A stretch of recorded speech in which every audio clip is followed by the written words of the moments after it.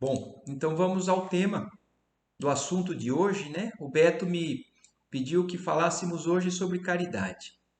Eu acredito que eu não seja a pessoa que esteja mais indicada para isso, mas eu aceitei o convite e o desafio porque é algo que nós todos carecemos de entendimento, de melhor compreensão, para que nós possamos executar da maneira que Jesus e que Deus espera de nós.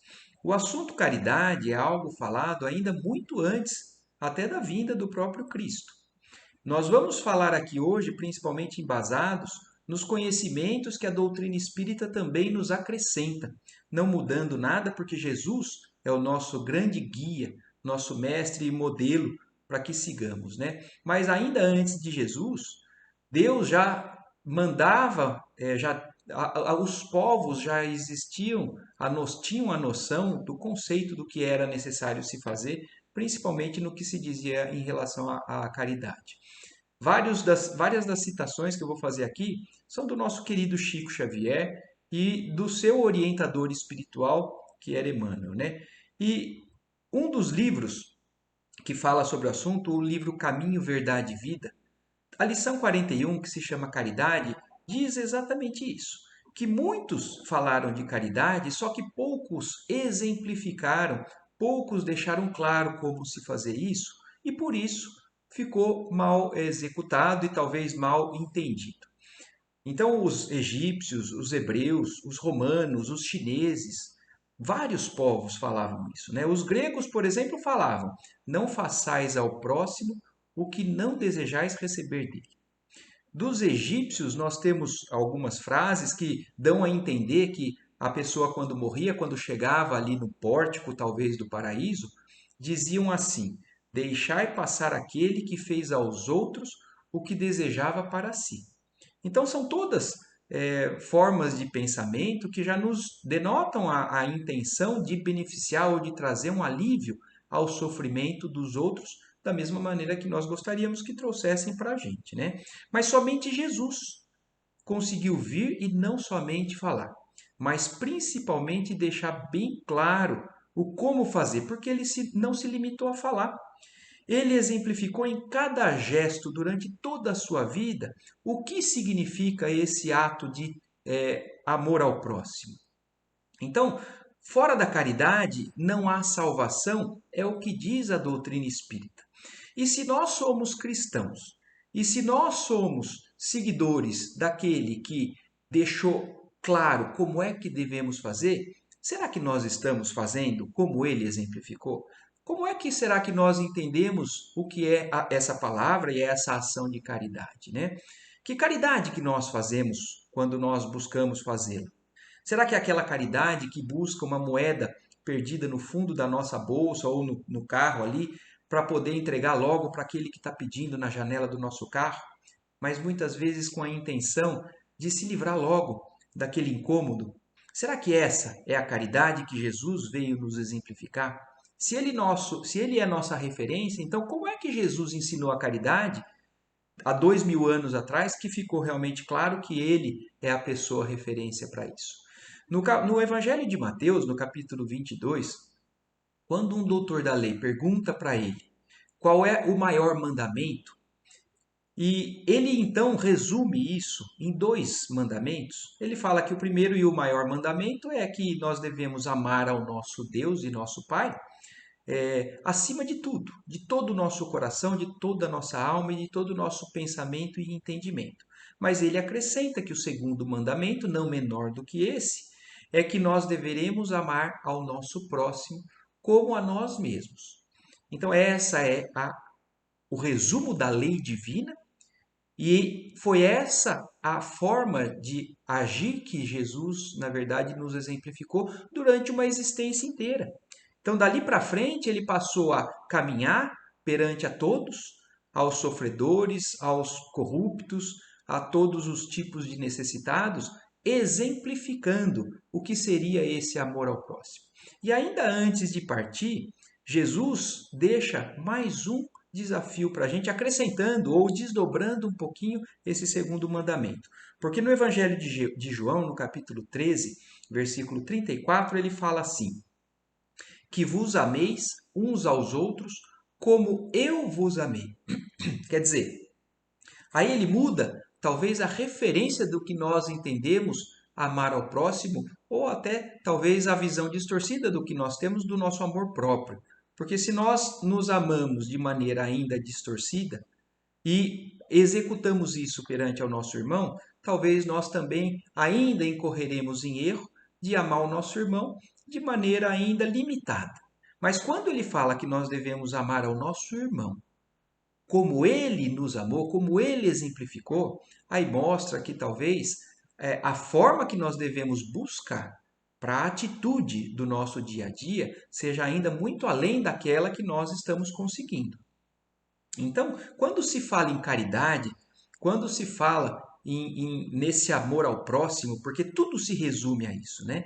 A caridade, quando a gente busca fazer ao próximo o que a gente gostaria para nós mesmos, nós estamos tentando fazer isso por uma questão de amor ao próximo. E não simplesmente para conseguir um espaço ou um lugar no céu ou no paraíso. Então, é um sentimento de tentar aliviar um sofrimento alheio que nós temos que entender como sendo a caridade. E não simplesmente o dar aquele dinheiro ou aquele agasalho que já não nos serve mais, que está rasgado muitas vezes e que nós destinamos a uma obra de caridade. Então, quando a gente fala em caridade, na verdade, me vem à mente uma música, inclusive, né, que se chama Balada da Caridade. A caridade é um sentimento assim de como é que eu posso ser feliz se tem alguém passando fome ao meu lado? Como é que eu posso estar tranquilo, estar feliz, se tem alguém passando frio também ali próximo do local onde eu moro? E existem inúmeras pessoas que estão nessas condições. E olha que pensar em relação ao meu lado inclui os nossos irmãos que habitam o nosso mesmo planeta. Então, às vezes, não está ali do lado da nossa casa, mas na nossa cidade tem com certeza alguém passando necessidade. Mas se nós extrapolarmos a isso, nós vamos observar que no mundo afora existem países irmãos que passam necessidades inimagináveis. E para quem conhece, o próprio Beto, né, Beto, pediu para que a gente falasse um pouco hoje também sobre um movimento muito grande, muito bonito, muito sério, que se originou inclusive aqui no Brasil, mas que se sensibilizando com essa dificuldade ou esse sofrimento dos nossos irmãos em outros países, acabou movimentando ou mobilizando grande parte dos brasileiros e outras pessoas aqui fora do Brasil, na direção de tentar aliviar ou minimizar esse sofrimento dos nossos queridos, por exemplo, irmãos dos povos africanos. E lá, para quem não sabe, existem situações que são difíceis de descrever. Porque existem caravanas que levam brasileiros para poder levar esse auxílio até lá, de pessoas, de multidões, de cidades inteiras, que às vezes não têm o que comer durante um período grande do ano, que passam um momento ali da sua vida comendo, por exemplo, somente a base de farinha de mandioca. Não tem água também, tem problemas maiores. Então, como é que eu posso ficar tranquilo se ainda no nosso mundo existem pessoas que morrem, existem crianças que morrem por conta da falta de comida? Se nós imaginamos, através do conhecimento também espírita, que nós vamos passar de um mundo de regeneração e prova para um mundo de regeneração, perdão, nós estamos vivendo num mundo de expiação e prova. Mas se nós passaremos para um mundo mais evoluído, onde será um mundo de regeneração, como é que pode haver um mundo de regeneração com pessoas ainda morrendo de fome nesse nosso mesmo plano, né? Então, talvez esse seja um movimento para que consiga, pelo menos, eliminar esse tipo de problema da humanidade. Ainda enfrentaremos inúmeros outros, com relação ao orgulho, à vaidade, ao egoísmo e tudo mais, mas o problema das necessidades básicas, nós ainda não estamos dando a devida atenção. Nós estamos tranquilos dentro dos nossos lares, das nossas casas, mas não estamos conseguindo socorrer aquele que está ao nosso lado ali, passando por uma necessidade maior, como essas que nós estamos falando, né? Então, a caridade, a palavra caridade, que expressa, na verdade, o amor ao próximo, ele é, na verdade, uma expressão que designa o laço de íntima união entre nós, irmãos aqui na humanidade, frente ao nosso Criador. Só que, por séculos, talvez, nós interpretamos de maneira equivocada isso. Até porque nós, antes da vinda de Jesus, do Cristo, nós entendíamos Deus também de maneira equivocada. Nós enxergávamos um Deus que talvez fosse vingador, que pudesse condenar um filho ao eterno fogo do inferno simplesmente por um equívoco de uma existência, às vezes uma existência, inclusive, que não deu condições para que ele tivesse recursos para entender diferente. E por um erro que ele então cometeu desse início de encarnação, como é que ele pode ser condenado eternamente? Então, se nós tínhamos essa concepção, mesmo depois da vinda do Cristo, porque as religiões que por séculos nós mesmos, em reencarnações passadas, vivenciávamos, acreditávamos nisso. Se Deus um dia então vai promover a separação dos seus filhos, acreditando que uns merecem viver no reino dos céus e outros não, então nós também adotamos essa postura e colocamos que a nossa caridade ou o nosso amor ao próximo também tem que ser limitado a algumas pessoas. E aí nós passamos a escolher. Nós passamos a distorcer a recomendação, a instrução que nosso guia, nosso modelo Jesus Cristo nos deu, né? Então nós achamos que alguns não merecem o nosso amor. E por isso escolhemos que esse, então, é a pessoa que eu posso realmente destinar o meu tempo, e o meu carinho, o meu amor, a minha solidariedade, a minha caridade, e a outros não. Nós vemos isso como um equívoco que no próprio Evangelho de Lucas, um doutor da lei, quando pergunta também ao Cristo sobre esses mandamentos, a lei maior, né? E Jesus pergunta para ele, como é que você entende a lei? E ele fala justamente aquilo que Jesus falou antes, que amará o teu Deus de todo o teu coração, de toda a tua alma, de todas as tuas forças e de todo o teu pensamento. Isso está em Deuteronômios. Antes então da vinda do Cristo, já se existiam essas orientações aos povos, né? E aí ele ainda continua esse doutor da lei. E ao teu próximo como a ti mesmo. Que isso também é orientação ainda antes da vinda de Jesus. Porque em Levíticos 19, versículo 18, nós temos essa orientação para que amemos ao nosso próximo. Mas o que eu quero comentar aqui é o seguinte: há essa dúvida que nós temos em relação a quem é o nosso próximo, porque é a dúvida desse doutor da lei. E porque Jesus fala, quando ele fala aquilo, respondeste bem, faze isso e viverás. Só que ele, então, na sequência diz, mas ele querendo justificar-se, quer dizer, querendo arrumar uma desculpa para que ele já conseguisse fazer o bem àqueles que ele quer e a outros não, ele pergunta a Jesus, e quem é o meu próximo? Quer dizer, se todos somos irmãos, se todos são filhos de Deus, se ele está perguntando isso, é porque ele realmente, como ele fala ali, querendo justificar-se, querendo arrumar uma desculpa, ele quer que Jesus fale. Então me fala, quem é que eu devo amar? E Jesus, então, nos mostra com o exemplo da sua vida que ele não fez distinção para ninguém. Ele não fez distinção com nem aqueles que eram condenados perante as leis da época. Então ele mostrou e exemplificou que a todos nós devemos dar essa atenção, né? Então, assim nós muitas vezes escolhemos quem merece o nosso amor e nossa atenção, selecionando esse próximo. Então, nós, como doutor da lei, achamos que uns merecem e outros não. E dessa forma executamos muitas vezes a nossa vontade com uma visão distorcida do que seria a misericórdia divina. Em outro livro do nosso querido Chico Xavier, agora no livro Pensamento e Vida, o capítulo 23, que tem como título Auxílio, ele fala assim: auxiliar espontaneamente é refletir a vida divina por intermédio da vida do nosso eu. Quer dizer, auxiliar ou promover essa caridade não é fazer aquilo que nós entendemos como amor ao próximo. é refletir a vida divina, refletir a vontade do nosso Pai.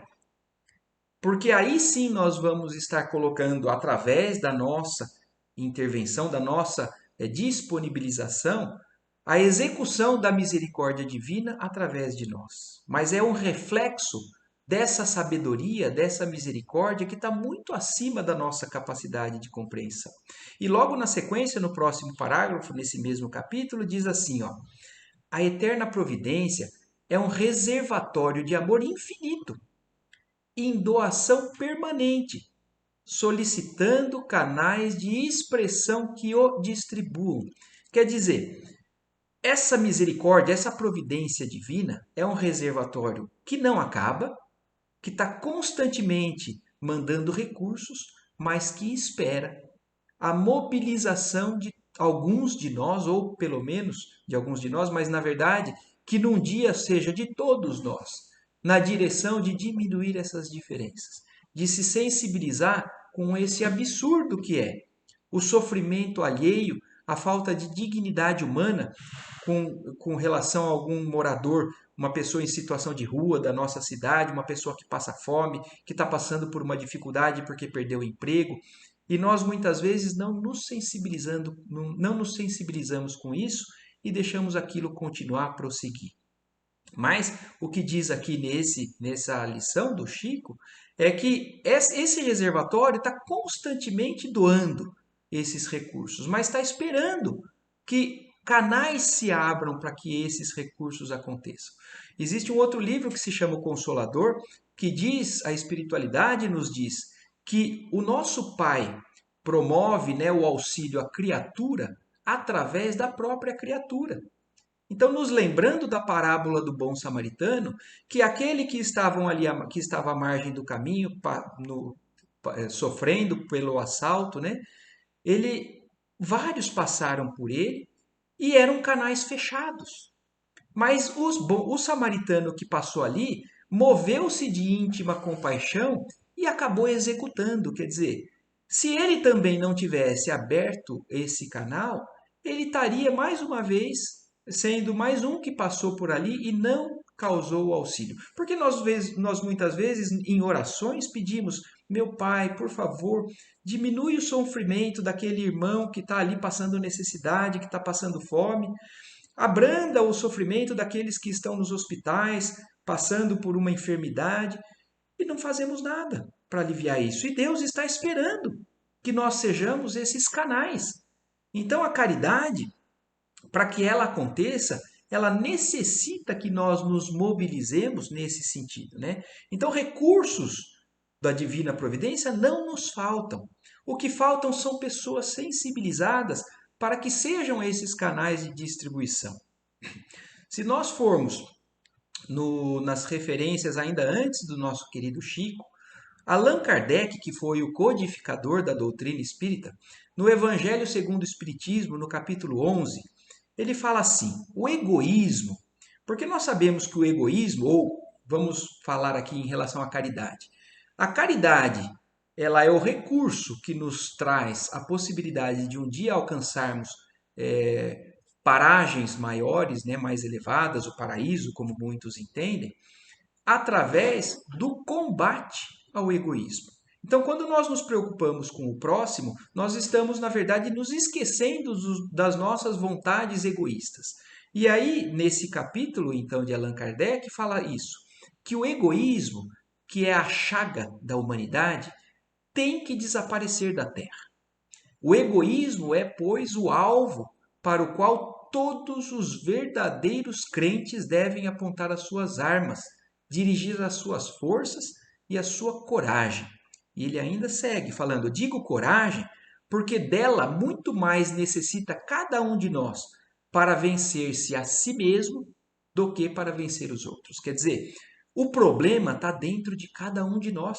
O grande monstro que nós temos que enfrentar é o nosso próprio egoísmo, a chaga, a grande chaga da humanidade.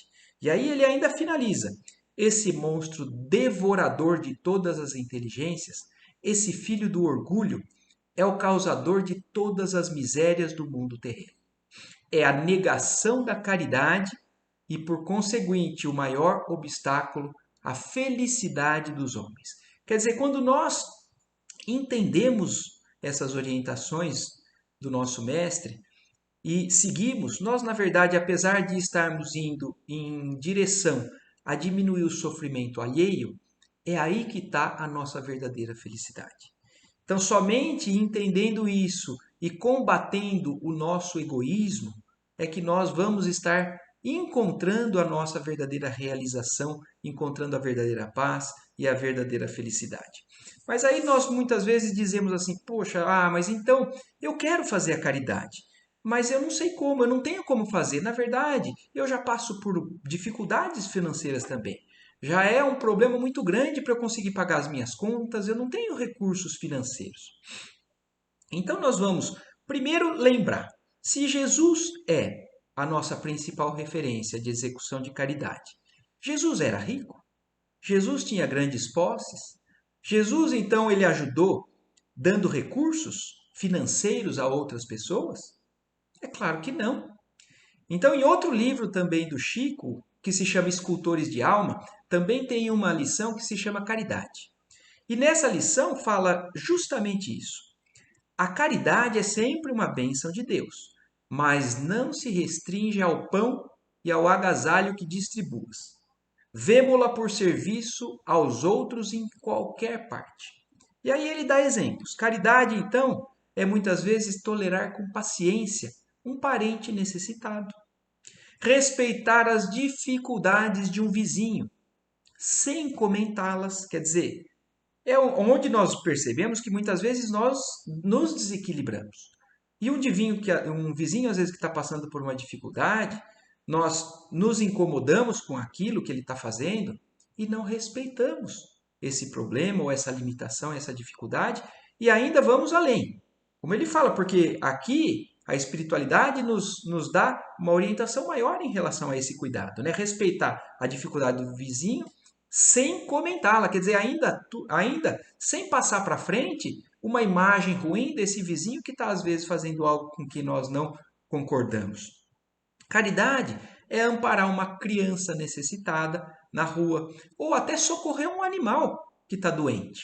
Tudo isso a espiritualidade nos diz que é caridade. Então não te digas incapaz de praticá-la.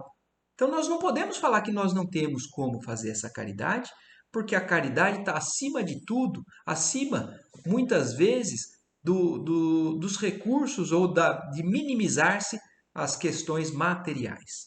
Podemos começar aqui, ó, caridade é a bênção da compreensão, a palavra encorajadora, um gesto de bondade, um sorriso de simpatia. Então nós podemos começar a exercê-la, inclusive ele finaliza esse capítulo, prestando serviços aos teus na tua própria casa. Porque muitas vezes nós achamos que a caridade ela é algo, então eu quero fazer caridade, então vou procurar um lugar para fazer. Vou procurar um local de necessidades grandes, como nós falamos, desses que passam necessidades maiores. É claro que nós temos que nos preocupar com isso, mas a caridade nem é lá que nós devemos começar. A caridade começa dentro da nossa própria casa, exercendo tudo isso que nós citamos até agora. Então, ainda mais uma vez, voltando a Allan Kardec, que é a nossa primeira referência no Espiritismo, no Livro dos Espíritos, na questão 886, Allan Kardec faz uma pergunta à espiritualidade, né, que são nossos irmãos mais velhos, dizendo então assim, perguntando, qual é o verdadeiro sentido da palavra caridade, como a entendia Jesus? Então, se Jesus é essa nossa referência, Allan Kardec foi direto, perguntando à espiritualidade, então como é que Jesus entende a palavra caridade? E a resposta foi simples, foi breve, com 3 itens que se nós seguirmos, nós estaremos praticando a caridade exatamente como Jesus espera. E eles respondem assim, então Jesus entende a caridade com a benevolência para com todos. Quer dizer, olha isso, né? Como uma frase pequena e simples já nos abre margem para reflexão de tanta coisa. Benevolência, quer dizer, nós devemos ser bons, mas para com quem? Porque aí a questão, a dúvida nossa e do doutor da lei. Para com quem? Mas aqui eles respondem, para com todos. Não há exceções. Não temos que escolher para quem. é para com todos. Então aqui já está a primeira recomendação, orientação sobre caridade. Segunda, indulgência para com as imperfeições alheias. Então, se nós queremos que nosso Pai seja benevolente e indulgente para com as nossas imperfeições, nós também temos que ser indulgente com a imperfeição dos nossos irmãos, por entendermos que todos nós estamos na mesma jornada. É claro que alguns mais adiantados, outros menos, alguns mais aprimorados em determinado setor do sentimento e outros em outros setores. E por isso, mas se nós tivermos a perfeição em todos os setores, aí é como Jesus diz, que atire a primeira pedra, então aquele que não tem aonde melhorar. Mas se nós temos imperfeições, nós temos que ser benevolente e indulgente para com as imperfeições dos nossos irmãos também. E a última das recomendações, perdão das ofensas. Então, perdoar a esses deslizes, a algo que muitas vezes nos é feito, que nós nos sentimos ofendidos. Que se nós conseguimos fazer isso para com os nossos irmãos, nós estaremos praticando a verdadeira caridade. A caridade que mais importa. Porque aqui nós então estamos percebendo que existem duas maneiras de se promover a caridade: a caridade material e a caridade espiritual. A caridade, os problemas da matéria, que nós temos que nos preocupar sim, mas são caridades que ficam com a matéria. Então, o que se faz por alguém para aliviar o sofrimento do corpo ou diminuir a dor de uma doença e tudo mais, são realizações que têm muito mérito, mas são alívio temporário. Porque depois do desencarne, esse corpo fica para trás. Mas o amor que nós destinamos ou que nós nos mobilizamos na direção do nosso irmão, é isso que fica. É esse sentimento que esse irmão que recebeu esse auxílio vai levar. Então, a verdadeira caridade não é essa. Ela é importante, mas a verdadeira caridade é aquela que nós fazemos e que beneficia alguém com recursos que vão ficar para sempre com esse nosso irmão. Então como que nós fazemos isso? Se nós já somos, por exemplo, detentores de um determinado equilíbrio no campo espiritual ou sentimental, se nós somos uma pessoa que, independente da dificuldade, temos uma fé inabalável, nós acreditamos que nosso Pai está acima de tudo e que quer que seja que aconteça conosco, não é para nosso prejuízo. Se nós temos essa confiança, levar esse estímulo de fé a um irmão que ainda não consegue se sustentar nessa mesma confiança é uma caridade das mais nobres. Porque nós vamos estar conseguindo dar recursos para esse nosso irmão que ele vai poder enfrentar as suas próximas provações ou os seus próximos encontros de dificuldades na sua vida, nessa ou noutra vida, que vão dar recursos que são para sempre, são para a eternidade. Então vão dar condições para que esses nossos queridos irmãos consigam seguir adiante, sem estacionar perante a uma dificuldade. Então caridade é muito além de tudo isso. E que nós então saiamos dessa reflexão desse domingo, entendendo isso, que caridade é acima de tudo uma série de coisas e que depende daquele que nós estamos tentando auxiliar, ela se mostra com faces diferentes. Então, para muitos, por exemplo, para um faminto, a caridade é um prato de sopa, sim. É um prato de comida. Para aquele que está passando frio, é um agasalho. Mas para uma pessoa triste, caridade, muitas vezes, é uma palavra consoladora. Para uma pessoa má, é a paciência que nos compete em auxiliá-lo. Para alguém desesperado, é o auxílio do coração. Tudo isso que eu estou citando aqui são palavras também de outros livros do Chico, né? Do nosso querido Chico. Para uma pessoa que está enferma, é uma visita pessoal. Talvez nesses tempos de pandemia, se nós não podemos visitar presencialmente, mas que possamos ligar, conversar, ou enviar recursos, ou fazer essa visita de maneira adequada. Para um amigo, muitas vezes, a caridade é um estímulo. Para a pessoa orgulhosa, a caridade é a nossa postura humilde.